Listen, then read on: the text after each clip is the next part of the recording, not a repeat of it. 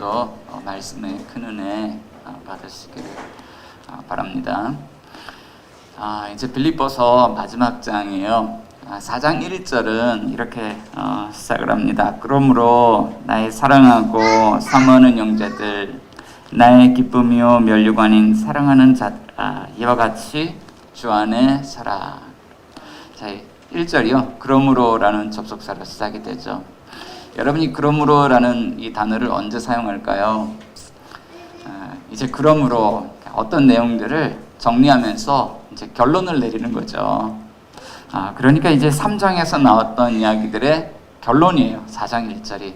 그리고 그 내용들을 적용하면서 이제 4장 1절에서 우리가 어떻게 살아가야 될까, 이제 그런 이야기, 화두를 던지는 그런 역할이거든요. 자, 3장에서 바울이 이런 이야기를 했습니다. 나는 이전에 내가 가졌던 유익하던 모든 것들을 배설물로 여깁니다. 똥으로 여깁니다. 자, 그 이유는 내가 이것 한 가지를 얻기 위함인데 그리스도를 얻고 그리스도 안에서 내가 발견되기 위함입니다. 나는 예수 믿고 예수 안에서 의로움을 얻고 또 예수 그리스도의 그 부활의 권능에 참여하는 것이 무엇인지 알고자 하여 나는 고난에 참여합니다. 자, 그런데 오늘 이 고난에 참여할 수 있는 이유가 무엇일까요? 우리에게는 바로 이 시민권, 천국 시민권, 하나님 나라의 시민권이 있기 때문입니다. 그러므로 우리가 어떻게 살아야 됩니까? 이와 같이 주 안에 서야 합니다. 그게 1절 내용이잖아요. 이와 같이 주 안에 서야 합니다라는 얘기예요. 자, 그런데 그동안에 이렇게 구체적으로 이야기한 적이 없는데 이 공동체 안에 지금 해결해야 될 한 가지 직면한 시급한 문제가 한 가지가 있어요. 4장 2절 말씀 한번 봅시다. 4장 2절 우리 같이 한번 읽어봅니다. 시작. 내가 유오디아를 권하고 순두개를 권하노니 주 안에서 같은 마음을 품으라. 자, 지금 빌립보 교회 안에 유오디아와 순두개라는 이 두 여인이 있는데, 자, 이 2절 말씀을 다른 각도에서 바라보면 이렇게 되는 거예요. 우리가 주 안에 있는 것처럼 보이지만, 자, 서로 같은 마음을 품었습니까? 다른 마음을 품었습니까? 그러니까 마음이 다른 이 두 여인이 이 공동체 안에 같이 있는 거죠.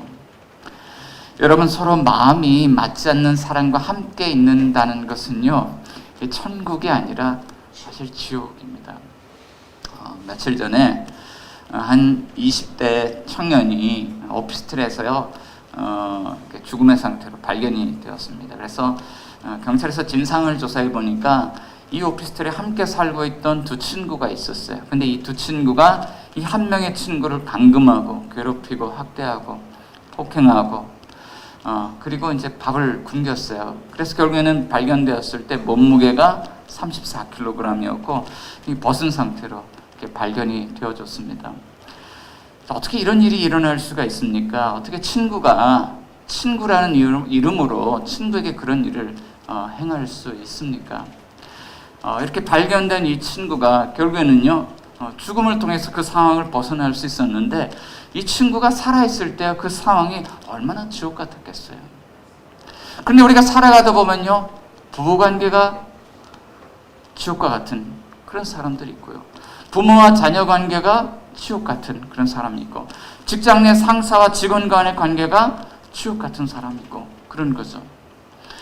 그런데요, 오늘 이제 이 성경 말씀을 읽어보면 한 교회 안에서 서로 마음이 맞지 않는 사람들이 같이 있는데요, 이게 천국이 아니라 교회가 지옥까지 아주 괴롭게 느껴지는 것이죠. 여러분은 신앙생활을 하면서 이런 어려움을 겪어본 일이 없습니까? 만일 있었다면 언제 그랬습니까? 뭐 때문에 그랬습니까? 그러면 이런 어떤 상처와 갈등, 서로 등을 돌린 이런 관계를 해결하기 위해서 여러분은 어떻게 했습니까? 자, 공동체에 이런 문제가 발생했을 때 이 공동체가 천국이 되느냐 지옥이 되느냐는요, 갈등 문제를 없애느냐 마느냐 이런 것이 아니라요, 이 갈등 문제를 어떻게 해결을 하느냐, 갈등 문제를 해결할 수 있느냐 해결할 수 없느냐, 거기에 열쇠가 있습니다. 자, 오늘 본문은 유오디아와 순두개의 관계처럼 상처와 갈등으로 문제를 안고 있는 공동체를 향해서 주시는 하나님의 말씀입니다. 우리는 이런 문제 상황을 어떻게 극복할 수 있을까요? 자, 하나님 오늘 우리에게 본문의 말씀을 통해서 이렇게 말씀합니다. 성도는 주 안에서 갈등의 문제를 해결해야 한다고 말씀하고 있어요. 따라봅시다. 주 안에서 해결합시다. 주 안에서 해결합시다. 네, 이 갈등이라는 거는요, 공동체가 건강하게 세워지느냐 마느냐 아주 그것을 이제 기로를 결정하는 중요한 문제인데요. 이것을 우리가 어떻게 문제를 해결할까? 주 안에서 문제를 해결해야 된다는 거예요. 오늘 본문 말씀 가운데 보면 바울이 아주 강조하는 그런 표현이 있습니다. 바로 주 안에서라는 표현이죠. 1절에 있고 또 어디 있습니까? 2절에 있고 또 어디 있습니까? 4절에 있죠. 1절, 2절, 4절. 주 안에서를 3번이나 반복을 해요. 이 짧은 단락 안에서. 자, 저는 이 본문을 읽으면서 오늘 본문의 주제 문장이 4절, 5절이라고 생각을 해요. 4절, 5절 같이 한번 읽어봅시다. 시작. 주 안에서 항상 기뻐하라. 내가 다시 말하노니 기뻐하라. 너희 관용을 모든 사람에게 알게 하라. 주께서 가까우시니라. 자, 공동체 안에서 갈등 해결하는 건요, 주 안에서 해결하는데 어떻게 해결하냐면 주 안에서 기쁨을 얻어야 돼요. 우리가 어디에서 기쁨을 얻냐면 이 공동체 안에 있을 때 주 안에서 기쁨을 얻고, 우리 공동체 안에 있는 지체들에 대해서는 어떻게 해야 되냐면 주 안에서 서로에게 관용을 베풀며 우리가 살아야 된다. 그죠? 주 안에서 기쁨을 얻고 주 안에서 관용을 베푸는 그런 삶을 우리가 적용을 해야 되죠. 자, 그런데 어떻게 우리는 언제 주 안에서 주 안에서 기쁨을 얻고 언제 우린 주 안에서 관용을 베풀 수 있을까요? 자, 오늘 본문 안에서 우리가 한 3가지 정도 메시지를 좀 찾아보려고 합니다. 첫 번째는요, 주 안에서 이 갈등 문제를 해결하기 위해서는 하나님이 주 안에서 우리를 어떤 관계로 세워 놓으셨는지 우리가 그 관계를 기억하는 것입니다. 자, 어떤 관계인지 한번 봅시다. 본문 1절 한번 같이 읽어봅시다. 1절 시작. 그러므로 나의 사랑하고 사모하는 형제들, 나의 기쁨이요 면류관인 사랑하는 자들아, 이와 같이 주 안에 서라.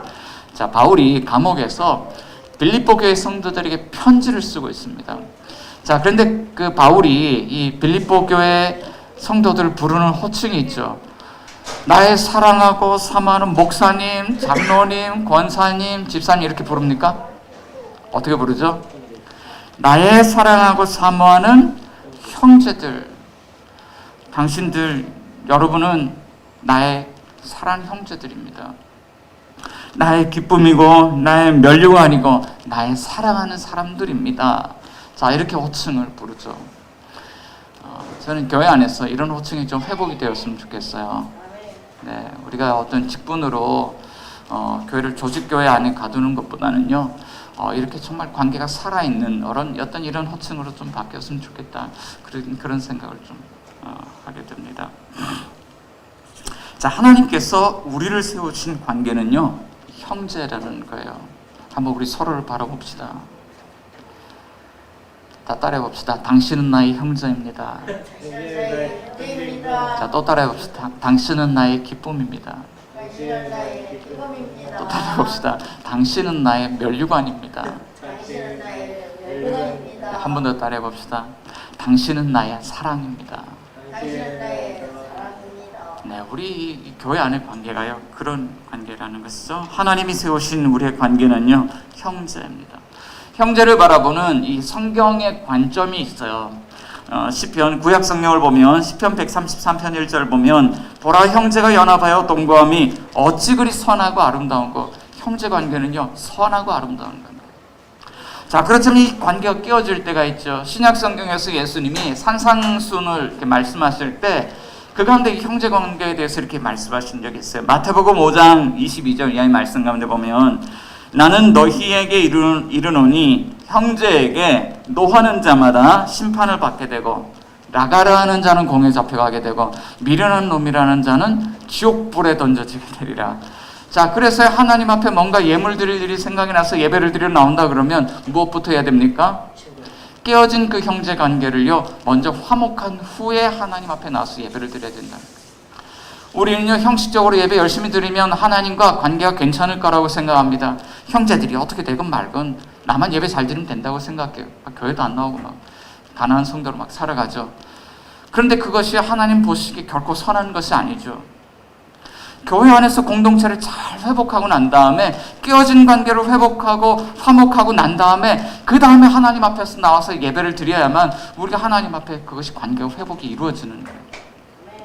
주님께서 이것을 말씀하시는 건요, 심지어는 이 형제 관계를 깨어뜨리고 공동체를 깨어뜨리는 일이 어떤 일에 속하냐면 하나님의 진노와 심판 아래 살아가는 일이라고 그렇게 아주 심각하게 이야기하고 있는 것이죠. 저희 어머니가요, 어렸을 때 저희 남매에게 늘 해주시던 말씀이 있었어요. 야, 너희들 형제가 많은 것도 아니고 둘밖에 없는데 형제 사이에 우애 있게 지내라. 그런데 제가 어렸을 때 저희 위에 누님한테요, 한번 이겨보려고 얼마나 도전을 했는지 몰라요. 제가 저희 초등학교 한 4학년, 5학년 때까지만 해도 저희 누님이 머리가 제 위에 하나가 돼 있었어요. 아주 키가 커요. 제 키하고 비슷해요. 지금 저희 누님이. 어떻게 이겨보려고 했는데 제가 등치가 작으니까 이길 수가 없어요. 그런데 30년 뒤에 제가 목회를 할 줄 알았더라면 그때 좀 더 잘해줄 걸이라는 그런 마음이 들죠. 근데 요즘 저희 아이들 보니까요, 저보다는 훨씬 더 나은 것 같아요. 지난 수요일 날요, 제가 이제 처음으로 자녀 백신을 이거 어떻게 하는 거지 검색하다가요, 마침 저희 아파트 안에 한 가정의학과 의원이 하나가 있는데 여기서도 접종을 하네? 들어가서 검색을 했는데 의정부 전 지역에서 하필 그 시간에 그 병원에 백신 3개가 딱 뜬 거예요. 근데 제가 처음으로 들어갔는데 거기를 들어갔다가 딱 올라오는 걸 탁 눌러버렸어요. 그래서 제가 약간 의도를 하고는 싶었는데, 제가 의도한다고 그게 예약이 잘 안 되잖아요. 백신 정말 예약하는 거 힘이 듭니다. 근데 그 딱 뜨는 것과 동시에 누르면서 제가 그날 2시 반에 가서 아스트라제네카 백신을 맞았어요. 하루가 지났는데요, 그날 밤에 체온 조절이 안 되기 시작을 했습니다. 갑자기 팔, 다리에 피가 좀 안 통하면서 몸이 냉해지더라고요. 그래서 얼마나 추운지 한밤중에 스웨터를 꺼내서 입고 긴 그런 바지를 입고 자는데요, 희한해요. 추우면 옷을 입으면 그런지 조금 따뜻해지는 것과 동시에 잠을 자야 되는데, 입으면요 온몸에 열이 확 올라와서 덥고요, 벗으면 이게 온도가 싹 내려서 춥고 그러는 거예요. 그래서 그 다음날 체온 조절이 잘 안 되는 가운데 조금 힘들었어요. 그래서 출근도 못하고 침대에 누워가지고 이렇게 누워있는데, 근데 저희 집 안에 우리 아들들이 넷이잖아요. 옆에서 왔다 갔다 얼마나 이렇게 열심히 노는지 집안이 아주 난장판이 전쟁터가 이렇게 되었습니다. 근데 제가 힘이 없으니까 뭐라고 말도 못해요. 근데 또 아이들은 또 아빠하고 놀고 싶은데 아빠 왜 저래? 아빠 비실비실 해갖고 이렇게 있으니까 아이들이 그렇잖아요. 그런데 날씨가 더웠던지 저희 집 둘째가 물총 싸움 하러 가자. 엄마 물총 어디 있어? 그러니까 엄마가 이제 물총 찾아주니까 물총 싸움 하러 가자 그러는데요, 저희 막내가 홀딱 벗고 있다가 그래 가자! 그래 나도 물총 줘. 그러고 지가 옷을 이렇게 주섬주섬 챙겨 입고요, 따라가서 같이 물총 싸움을 하는 거예요. 속으로 아이고 이놈아, 나가서 얻어맞지만 말고 들어와라. 그러고 이제 놔뒀어요. 그런데요, 아내가 아이들 밖에 놀이터에 노는 것 좀 한번 보라고. 근데 아이들끼리 나가서 물총 싸움 하는데요, 동생을 갖다 괴롭히고 이런 게 아니에요. 서로 어울려서 얼마나 잘 노는지. 부모의 마음이 그런 것 같아요. 형제들이 이렇게 어우러져서 하나 돼서 싸우지 않고 잘 노는, 형들이 동생 챙겨가면서 이렇게 잘 노는데 그게 그렇게 보기가 아름다울 수가 없어요. 하나님의 마음도 그렇지 않을까요?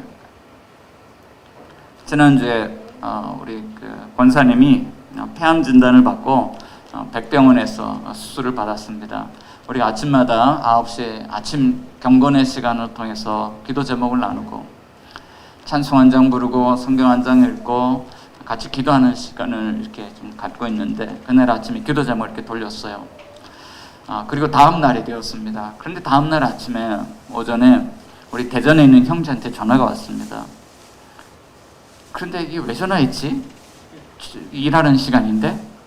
그 전화를 받았어요. 받았는데 그 형제가 그러는 거예요. 목사님, 권사님 수술 받으셨는데 어떻게 되었나요?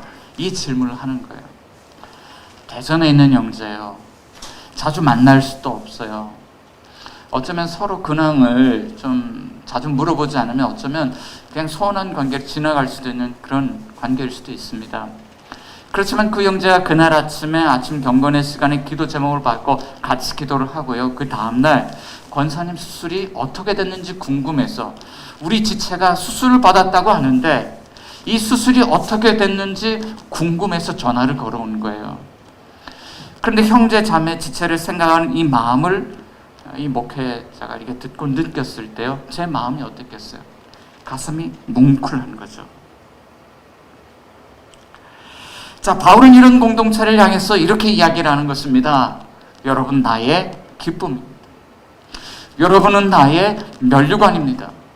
여러분, 우리가 신앙생활하면서 면류관을 받을 것을 기대하는 마음을 갖는데 언제 면류관을 받을 것을 기대합니까? 열심히 충성 봉사하면서 교회를 세우는 일 가운데 함께 참여했다가 결국 우리가 궁극적으로 하나님 앞에 갔을 때 하나님이 나에게 면류관 씌워주실 거야 라고 생각하지 않습니까? 그런데 바울은 그것도 기대하지 않아요. 이미 나는 면류관 받았어. 이 빌립보 교회가 형제 자매 공동체로 하나님의 가족 공동체로 세워지고 있는데 이 공동체를 바라보는데 내가 기쁨을 얻었는데 하나님 나에게 주신 상급이 이거야. 하나님이 나에게 면류관을 주셨어. 면류관이라는 것은요, 육상 경기에서 육상 선수가 경기에서 다 이기고 난 다음에 시상대에 올라가서 받는 게 면류관이잖아요. 챔피언이 받는 상급.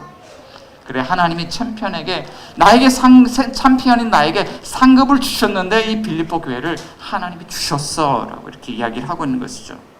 이거는요, 그냥 칭찬 정도가 아니라 극찬이 극찬. 자, 그런데 이런 공동체의 중요한 특징이 하나 있는데요, 1절 말씀 가운데 보면 2번 반복되는 단어가 있어요. 어떤 단어입니까? 사랑이라는 단어죠. 자, 이 공동체는요, 무엇보다 사랑으로 묶여진 공동체예요. 끊을 수 없는 하나님의 사랑, 끊을 수 없는 예수님의 사랑이 이 공동체를 하나로 묶고 있는 것이죠. 여러분, 교회 내에서 이런 상처를 주고받고 갈등 관계가 생겼을 때 이 문제를 어떻게 해결해 가야 합니까? 하나님 그리스도 안에서 우리를 형제로 묶어 놓으신 그 사랑의 끈으로요, 우리가 서로 묶어야 되지 않겠습니까? 자, 이것이 주 안에서 갈등을 해결하는 길이라는 거예요. 자, 그런데 주 안에서 갈등을 해결할 때 또 우리는 어떻게 할 수 있냐면 우리가 어떤 목적을 향해서 나아가는 공동체인지를 기억해야 된다. 두 번째는요, 우리가 어떤 목적을 향해 나아가는 공동체인지를 기억하라, 이렇게 이야기를 하고 있습니다. 자, 본문 3절 말씀입니다. 3절 말씀 같이 읽어봅니다. 시작. 또 참으로 나와 멍에를 같이 한 내게 구하노니 복음에 나와 함께 힘쓰던 저 여인들을 돕고 또한 글레멘드와 그 외 나의 동역자들을 도우라. 그 이름들이 생명책에 있느니라. 자, 바울이 이 빌립보 교회에 이제 부탁을 하고 있어요. 이제 갈등을 해결하기 위한 부탁인데요. 자, 근데 이 빌립보 교회 성도들을 향해서 부르는 그런 부르는 어떤 호칭은 아니지만 부르는 표현들이 있죠. 3절 보면 참으로 나와 멍에를 같이 한 내게. 이 빌립보 교회 성도들 중에 어떤 사람들은요, 나와 함께 복음이라는 멍에를 함께 쓴 사람들. 그 멍에 소가 이제 밭갈 때 쓰는 그 멍에 있잖아요. 함께 쓴 멍에를 함께 쓴 사람들. 그러니까 함께 짐을 지고 함께 책임을 지고 함께 힘든 일을 견디면서 함께 한 방향으로 나아가는 사람들. 자, 그런데 같은 의미지만 또 다른 표현들이 있어요. 복음에 나와 함께 힘쓰던 저 여인들. 자, 유오디아와 순두개죠. 그들이 한때는 하나였어요. 한때는 하나였어요. 복음을 위해서 함께 힘쓰던 일에 하나였어요. 자, 그런데 그 하나뿐인 그 하나였는데 이 여인들뿐만 아니라 또 누가 있냐면 글레멘드라는 사람이 있고 그 외에 나의 여러 동역자들이 있는데 복음에 나와 함께 힘썼다. 함께 멍에를 메고 함께 힘썼다. 이렇게 이야기를 하고 있죠. 복음 사역을요, 바울이 농사일에 지금 비유를 하는 거예요. 멍에를 맨 소가 밭을 가는 비유. 농부가 황무지를 이렇게 개간을 할 때요, 소에다 멍에를 이렇게 씌우고 갈고리를 갖고 쭉 밀고 나가잖아요. 근데 처음 그것을 밀고 나갈 때 그 밭의 상태가 어떻습니까? 땅이 굳어있기도 하고 수많은 돌뿌리들이 나오기도 하고 때로는 어떨 때는 큰 바위덩이가 이게 걸림돌이 돼서 아주 이제 개간하는 게 힘이 들잖아요. 교회를 개척해 보니까 그래요. 사람도 없고 혼자서 다 해야 되고 하는 일마다 장애물은 왜 그렇게 많은지. 큰 교회 있을 때도 사역을 해봤는데 작은 교회 있다고 해서 사역이 규모가 작아지는 것이 아니라 큰 교회하고 사역은 똑같은데 사람은 없어요. 혼자서 막 해야 되는데 왜 이렇게 힘든지. 교회를 개척하면서 제 자신이 누구인지를 이제야 깨달았는데 나는 농부가 아니라 소였구나라는 사실을 이제 깨닫죠. 자, 농부는 누구일까요? 농부는 하나님이에요. 자, 그럼 소가 메고 있는 이 멍에 밭을 가는 갈고리는 무엇일까요? 이게 바로 복음이죠. 자, 그럼 멍에를 맨 소는 누굽니까? 바울이에요. 자, 그런데 이 과정을 통해서 하나님이 놀라운 일을 행하셨는데 바울에게 어떤 은혜를 주냐면 함께 복음의 멍에를 맨 자들을 붙여주시고 함께 복음을 위해서 힘쓰는 사람들을 붙여주시는 거예요. 함께 기도하고 함께 전도하고 함께 말씀 나누고 함께 봉사하고 함께 재정적인 그런 책임을 짊어질 일꾼들을 하나님이 보내주셨다는 거예요. 기꺼이 불편한 예배라는 책을 쓴 김재우 선교사님인데요. 이분이 이 책에서 원함이 필요를 만든다는 이야기를 했어요. 이분은 어떤 분이냐면 미국 이민사회에서 살면서 전 세계에서 미국으로 모여든 그 난민들 있잖아요. 난민들 대상으로 예배 사역을 하는 선교사입니다. 자, 그가 예배를 이곳에서 인도하면서 느낀 것은 원함이 필요를 만든다. 이런 거죠. 만약 예배 공동체가 필요한 사람만을 일꾼으로 세운다 그러면 그 사람 기능적인 사람이에요. 필요가 있을 때는 그 사람 필요하지만 그 필요가 사라지고 나면 이제 그분은 이제 설 자리가 없는 것이죠. 그런데 그분을 원하기 때문에 이 사람을 세우는 거예요. 찬양팀의 기타리스트가 한 사람만 있으면 돼요. 그런데 이 사람을 원해요. 기타리스트가 어느 날 2명이 되고 어느 날 3명이 되고 어느 날 4명이 되고요. 쫙 기타를 치는 거예요. 4명까지 필요 없지만요. 이 사람을 원하기 때문에 세우는 거예요. 그런데 이 사람이요, 난민촌에서요, 신앙이 있는 사람도 아니고요, 때로는요, 종교가 달라요. 힌두교에 몸담았던 사람도 있고, 이슬람권에 몸담았던 사람들도 있는데, 그들이 와서 함께 이렇게 사역을 하면서 뭘 하냐면, 신앙은 없지만 이곳에 앉아있다 보니까 복음을 듣기도 하고, 그러다가 나중에 회심을 하기도 하고, 그렇게 세워져 가더라는 것이죠. 서로 인종이 다르고, 언어가 다르고, 문화가 다른 사람들이 모여있는 난민촌에서 그렇게 하나의 예배 공동체가 세워지다라는 거예요. 생각해 봅시다. 그들이 어떻게 하나가 되었습니까? 너무나도 달라요. 교회 안에서 나와 다른 사람이 앉아있으면 얼마나 불편합니까? 그런데 하나가 돼요. 어떻게 하나가 될 수 있습니까? 하나님을 예배하는 한 가지 목적을 가지고 모여서 앉아있는 거죠. 지난주에 교단 교파를 초월했어요. 5개 개척교회가 연합해서요, 봄 사경회를 열었습니다. 합동축교회도 있었고요, 침례교단 교회도 있었고요.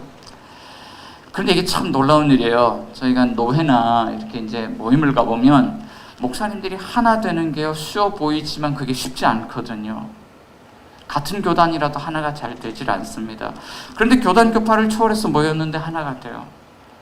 시티스케이라는 선교단체를 통해서 우리가 만났는데 복음도시 운동이라는 하나의 비전을 가지고 우리가 모였는데요, 하나의 비전을 가지고 우리가 하나가 되는 것입니다. 갈등을 해결하는 중요한 열쇠가 여기에 있는 것이죠. 우리가 복음이라고 하는 하나의 멍에를 함께 매는 거예요. 하나의 비전을 가지고 하나의 멍에를 메고 우리가 한 하나님을 예배하면서 하나됨으로 나아가는 것이죠. 자, 세 번째, 주 안에서 갈등을 해결할 때 이것이 또 필요합니다. 세 번째는 우리는 기도해야 한다는 거예요. 무엇보다 공동체가 상처와 갈등의 상황을 겪을 때 해야 될 일은 기도예요. 갈등 상황에서 중재를 하는 것도 필요하고 법적으로 문제를 해결하는 것도 필요할 때가 있지만 무엇보다 필요한 것은 하나님께서 도우시는 그 은혜에 의지하는 이 기도가 필요하다. 여러분 집에서 또는 직장에서 또는 교회에서 힘든 관계를 만나고 관계 설정이 잘 되지 않을 때 있잖아요. 여러분 그때 여러분은 어떻게 하십니까? 여러분 기도하십니까? 주보 안쪽 면을 이렇게 펼쳐보시면요, 악보를 제가 하나 넣어드렸을 거예요. 어떤 악보가 들어있나요? 오늘 집을 나서 기천 기도했나요? 오늘 받을 은총 위해 호소했나요? 기도는 우리의 안식, 빛으로 인도하니 앞이 캄캄할 때 기도 잊지 마세요. 마음에 분노 가득할 때 기도했나요? 나의 앞길 막는 친구 용서했나요? 기도는 우리의 안식, 빛으로 인도하니 앞이 캄캄할 때 기도 잊지 마세요. 어려운 시험 당할 때 기도했나요? 주가 함께 당하시면 능히 이기리.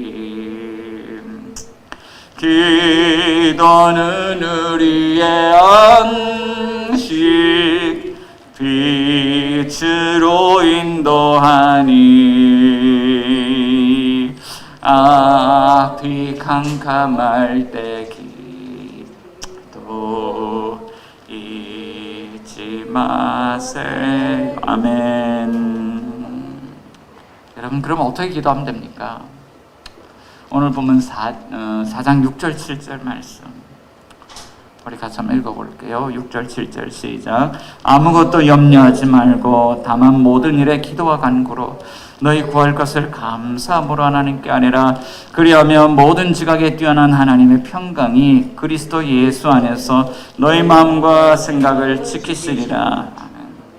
여러분, 우리가요 기도할 때 기도를 하면서 소망을 가질 수 있는 이유는 이것입니다. 4장 7절 말씀 가운데 보면 우리의 기도를 들으시는 하나님은요 이런 분이시죠.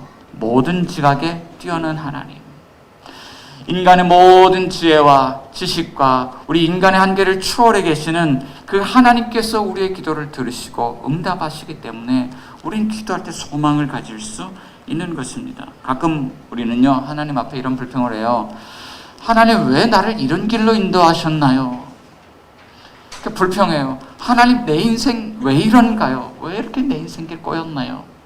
그런데 시간이 지나보면 그 안에 하나님께서 얼마나 놀랍도록 우리를 인도하시는지, 우리 인생을 한 치의 오차도 없이 정확하게 하나님의 뜻대로 우리를 인도하시는 그분의 놀라우신 그런 인도하심을 우리가 경험하게 되잖아요. 자, 그런데 이것을 알면서도요 갈등 해결은 참 쉽지 않은 것 같아요. 지난주에요 어떤 일이 있었냐면 저희 아내와 아이들이 그런 이제 엄마하고 아이들이 함께 모여서 하나님을 예배합시다 그래서 이제 모여있는 그런 카톡방이 있거든요. 근데 그 안에서 그동안 계속 하나님을 예배하는 일만 가지고서 이슈가 올라왔었는데 지난주에요 이런 이슈가 처음으로 올라왔어요. 우리가 예배 드리는 것도 중요하지만 우리가 이런 일을 해야 되지 않겠습니까? 그러면서 우리 게시판에 차별금지법 반대를 위한 우리 서명을 합시다. 이런 정치적 이슈가 탁 올라왔어요. 그러니까 엄마들이 맞다 그러면서 해야 된다 그러는데요. 그런데 이것에 대해서 불편함을 느끼고 있던 분들이 또 글이 올라오기 시작해요. 나는 이곳이 예배하는 곳인 줄 알았는데 이런 곳이었습니까? 이거는 우리가 서로 생각이 다른데 이렇게 하지 않았으면 좋겠습니다. 그러면서 그 카톡방에 불꽃이 튀기 시작하는 거예요. 그러니까 이슈가 올라왔는데 이 카톡방이요, 전에는 하나님을 예배하는 일이 하나였지만 금세 둘로 이렇게 나누어지는 이런 모습들을 봤습니다.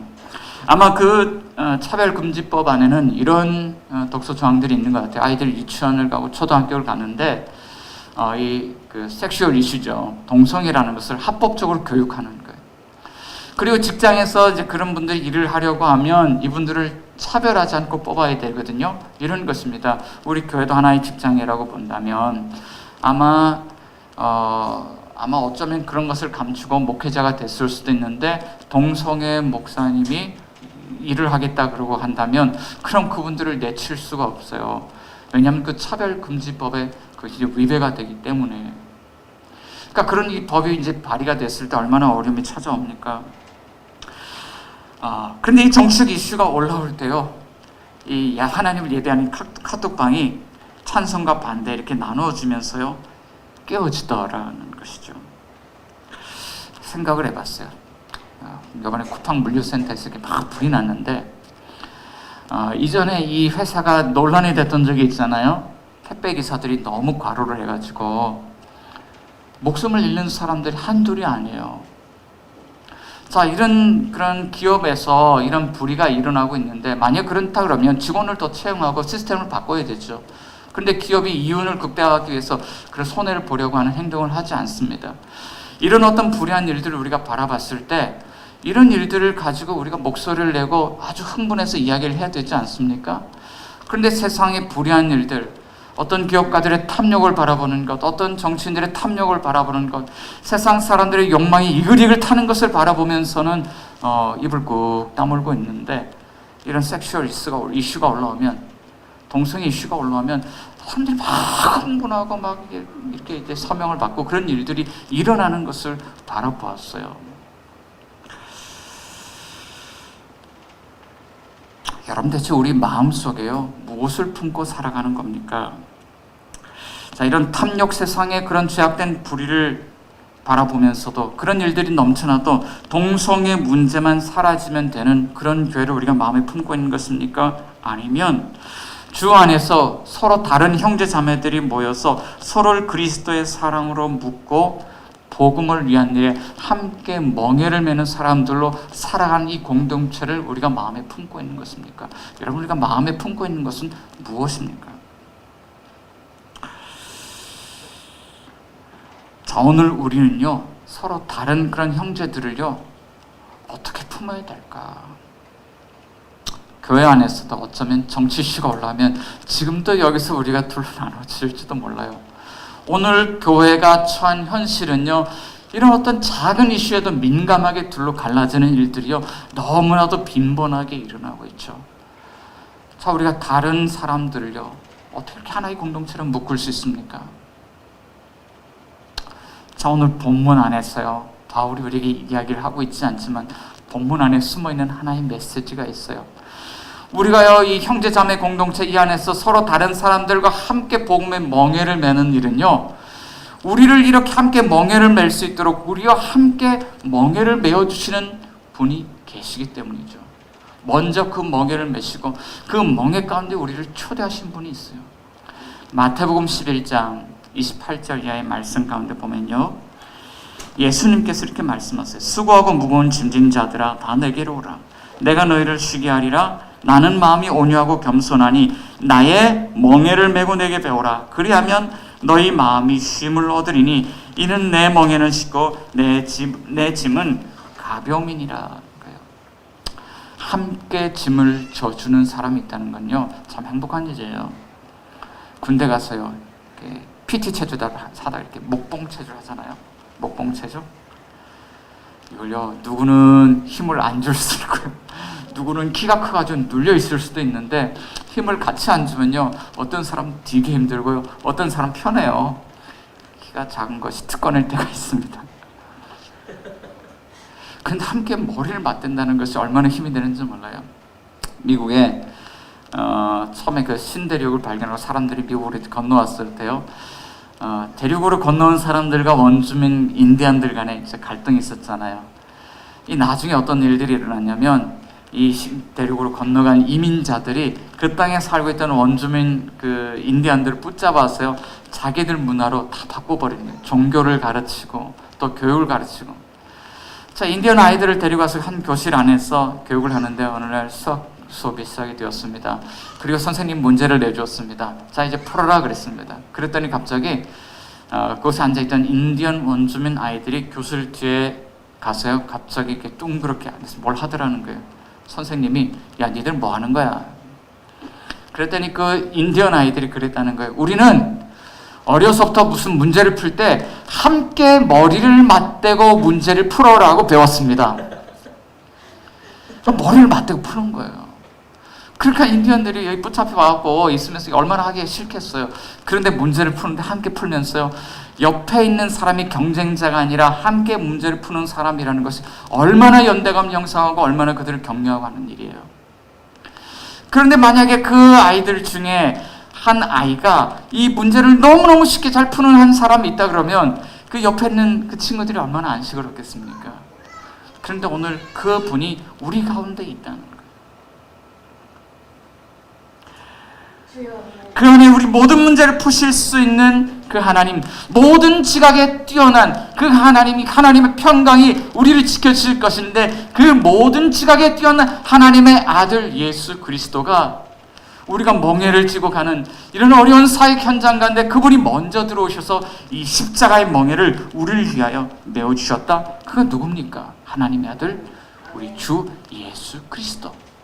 그러니까 주 안에 서십시오 라고 말씀하고 있는 것이죠. 여러분, 주 안에서 기쁨을 얻고 서로를 향하여서 관용을 베푸는 삶을 살아가고 있습니까? 이제는요, 주 안에서 사랑의 띠로 묶여주시길 바랍니다. 이제는 주 안에서 이 복음의 멍에를 함께 메실 수 있길 바랍니다. 모든 지각에 뛰어난 초월하신 하나님의 아들 예수 그리스도께서 그 멍에 가운데 우리와 함께 해주실 것입니다.